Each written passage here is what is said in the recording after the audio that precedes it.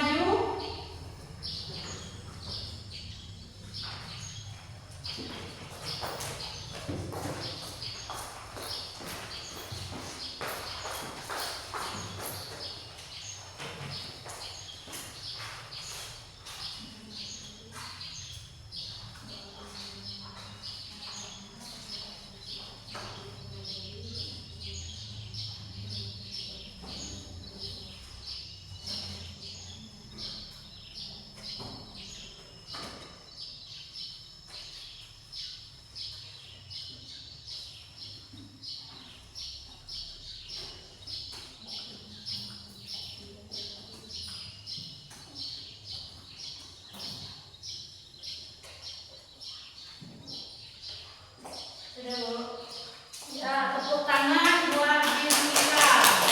Nah, jadi ini adalah contoh metamorfosis sempurna. Yang pertama kata kupu-kupu, nyamuk, kubah, dan lebah. Nah, kemudian siapa yang bisa menyebutkan contoh metamorfosis tidak sempurna? Ayo Enda, silakan maju.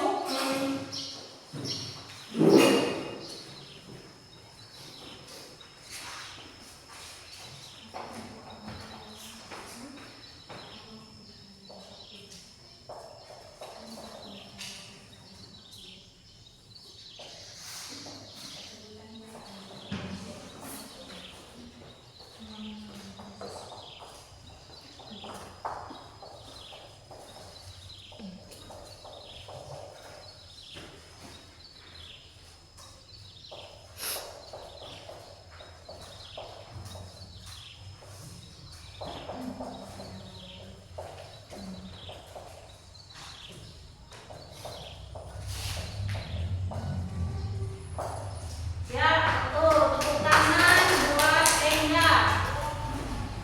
Ya, ini adalah contoh metamorfosis tidak sempurna. Yang pertama belalang, kecoa, dan capung.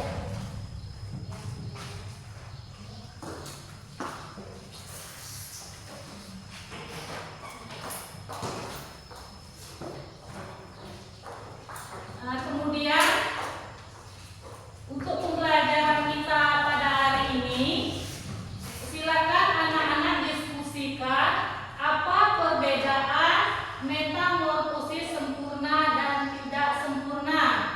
Silakan berdiskusi.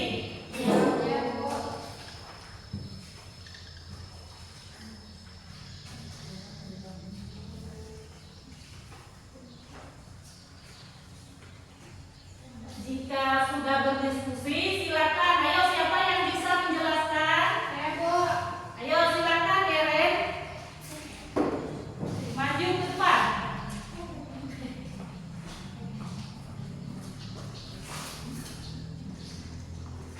Perbedaan antara siklus hidup katak dan belalang terletak pada jenis metamorfosis yang mereka alami dan tahapan-tahapan pertumbuhannya. Katak mengalami metamorfosis sempurna yang berarti bentuk tubuhnya berubah total dari tahap ke tahap. Siklus hidup katak dimulai dari telur yang menetas menjadi berudu. Berudu hidup di air dan bernapas dengan insang. Seiring waktu, berudu tumbuh kaki, ekornya menyusut dan insangnya berubah menjadi paru-paru sehingga bisa hidup di darat. Tahapan terakhir adalah katak dewasa yang bentuk tubuhnya sangat berbeda dari saat masih berudu. Sementara itu, belalang mengalami metamorfosis tidak sempurna. Setelah menetas dari telur, belalang menjadi nimfa. Nimfa ini bentuknya sudah mirip belalang dewasa, hanya saja lebih kecil dan belum memiliki sayap. Nimfa tumbuh dengan cara berganti kulit beberapa kali sampai akhirnya menjadi belalang dewasa. Tidak ada tahap rupa atau perubahan bentuk yang drastis seperti katak. Ya, betul. Tepuk tangan buat Elena. Ya, itu tadi perbedaan metamorfosis sempurna dan tidak sempurna. Nah, sampai di sini paham? Paham, Bu. Baik, jika semuanya sudah paham, Ibu cukupkan pembelajaran kita sampai di sini. Ibu akhiri. Wassalamualaikum warahmatullahi wabarakatuh.